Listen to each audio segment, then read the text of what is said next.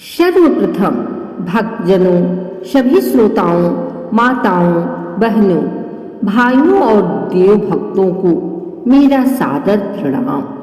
जय मां अन्नपूर्णा। आज हम सुनने जा रहे हैं माता अन्नपूर्णा देवी की पवित्र कथा, जो न केवल अन्न की महिमा बताती हैं, बल्कि हमें यह सिखाती हैं कि भोजन का सम्मान करना, उसका आदर करना और उसे बांटना ही सच्चा धर्म है। जिस घर में प्रतिदिन श्रद्धा से मां अन्नपूर्णा की पूजा होती है, उस घर में कभी अन्न की कमी नहीं रहती। मां अन्नपूर्णा स्वयं मां पार्वती का ही स्वरूप है और वे संपूर्ण सृष्टि को अन्न प्रदान करती हैं। उनका नाम ही है अन्नपूर्णा, अर्थात जो अन्न से सबको पूर्ण करती हैं। तो आइए भावपूर्वक मन को शांत कर मां अन्नपूर्णा का स्मरण करते हुए कथा का श्रवण आरंभ करें। सब भक्त मिलकर बोलिए, जय मां अन्नपूर्णा, जय मां पार्वती, हर हर महादेव। बहुत समय पहले की बात है। काशी नगरी में जहां भगवान शिव सदा निवास करते हैं, वहीं एक दिन एक विचित्र घटना घटी। भगवान भोलेनाथ माता पार्वती के साथ विराजमान थे। दोनों देव दंपत्ति ब्रह्मांड के कल्याण हेतु विचार कर रहे थे। तभी भगवान शिव ने मुस्कुराते हुए माता पार्वती से कहा, हे देवी, संसार में जो कुछ भी है वह मिथ्या है। शरीर भी अस्थायी है, भोजन भी, और यह सारा जगत माया मात्र है। माता पार्वती मुस्कुराई, किंतु गंभीर स्वर में बोली, हे नाथ, यदि आप भोजन को मिथ्या कह रहे हैं तो सोचिए, बिना अन्न के यह शरीर कैसे जीवित रहेगा। यदि अन्न हो तो कोई ध्यान कैसे करेगा, कोई पूजा कैसे करेगा। अन्न ही तो जीवन का आधार है और मैं स्वयं उस अन्न की अधिष्ठात्री देवी हूँ। शिव बोले, देवी, यह सब मन की माया है। जिसे तुम अन्न कहती हो वह तो शरीर का बंधन मात्र है।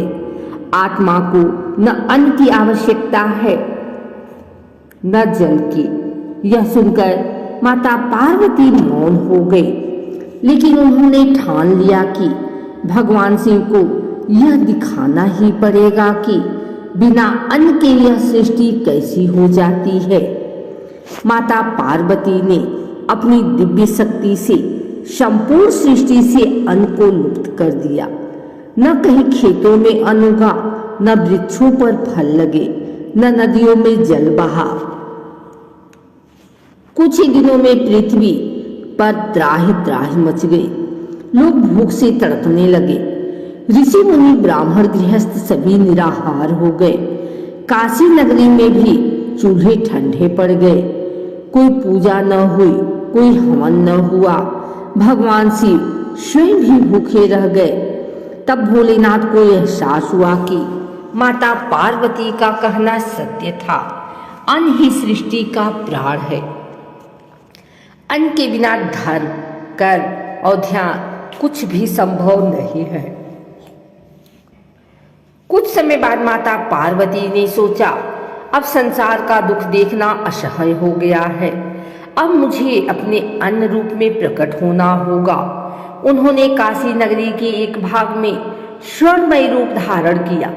सिर पर मुकुट, शरीर पर रत्न जड़ित वस्त्र और हाथों में स्वर्ण का अन्न पात्र और कलछुल लिए वे अन्नपूर्णा देवी के रूप में प्रकट हुई।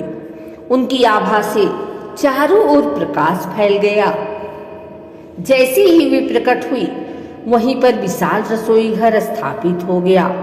देवगण, ऋषि और साधु संत सभी वहां आने लगे। मां अन्नपूर्णा ने सबको स्वादिष्ट भोजन कराया। उनके कर कमलों से निकला प्रत्येक अन्न कण अमृत के समान था। संपूर्ण सृष्टि फिर से जीवन से भर उठी।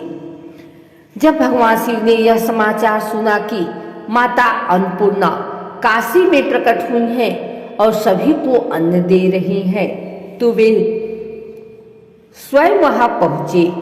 भोलेनाथ भूखे प्यासे थे। वे माता के सामने गए और विनम्रता से बोले, हे देवी, मुझे क्षमा करें। मैंने अन्न को मिथ्या कहा था, किंतु अब समझ गया हूं कि अन्न ही जीवन का आधार है। बिना अन्न के भक्ति भी संभव नहीं।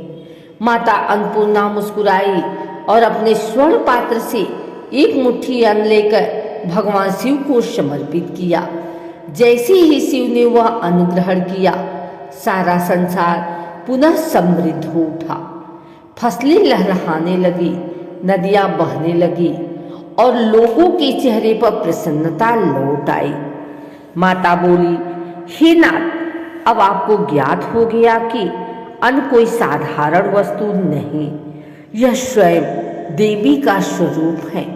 जो अन्न का अपमान करता है वह धन, सौभाग्य और धर्म से वंचित हो जाता है। भगवान शिव ने नम्र होकर कहा, हे देवी, आज से आप अन्नपूर्णा नाम से पूजित होंगी। जो भी आपका ध्यान करेगा उसके घर में कभी अन्न की कमी नहीं होगी। माता अन्नपूर्णा केवल भोजन की देवी नहीं, बल्कि दान, करुणा और संतोष की अधिष्ठात्री देवी हैं। उनकी पूजा से मनुष्य के जीवन में केवल अन्न ही नहीं, बल्कि आत्म संतोष, दया और समृद्धि का भी वास होता है। अन्न ब्रह्मोति व्यजानात्, अर्थात अन्न ही ब्रह्मा है। माँ अन्नपूर्णा के मंदिर विशेष रूप से काशी, हरिद्वार और उज्जैन में प्रसिद्ध हैं। काशी विश्वनाथ मंदिर के निकट ही उनका भव्य मंदिर स्थित है। वहाँ यह विश्वास है कि भगवान शिव स्वयं माँ अन्नपूर्णा से भिक्षा लेकर भक्तों को वितरित करते हैं। एक बार एक निर्धन महिला काशी में रहती थी। वह प्रतिदिन थोड़ा बहुत अन्न जुटाकर भूखों को खिलाती थी। एक दिन उसके घर में अन्न बिल्कुल समाप्त हो गया। वह रोती हुई माँ अन्नपूर्णा के मंदिर में पहुंची और बोली, माँ, मेरे घर में आज चूल्हा नहीं जला, मेरे पास कुछ नहीं है, परंतु मैं किसी भूखे को खाली हाथ लौटाना नहीं चाहती। माँ ने प्रेम से कहा, बेटी, जब तेरे मन में दान का भाव है तो तुझे कभी अन्न की कमी नहीं होगी। अगले ही पल मंदिर के बाहर से एक स्वर्ण पात्र प्रकट हुआ जिसमें अनंत अन्न था। वह महिला प्रसन्न होकर सबको भोजन कराने लगी। यह देखकर लोग बोले, सच्चे हृदय से माँ को पुकारो तो वे स्वयं अन्न लेकर आती है। माता अन्नपूर्णा की कथा हमें सिखाती है कि अन्न का अपमान नहीं करना चाहिए। भोजन बांटना सबसे बड़ा पुण्य है। भोजन से पहले भगवान का स्मरण करना चाहिए। जो भी व्यक्ति प्रतिदिन माँ अन्नपूर्णा को नमन करता है, उसके घर में कभी दरिद्रता नहीं आती। इस कथा में यह शिक्षा मिलती है कि जब तक हमारे पास अन्न है, हमें उसे दूसरों के साथ साझा करना चाहिए। अन्न ही सच्चा धन है, बाकी सब क्षणिक। अब भक्तजनों, इस प्रकार समाप्त होती है अन्नपूर्णा माता की पावन कथा।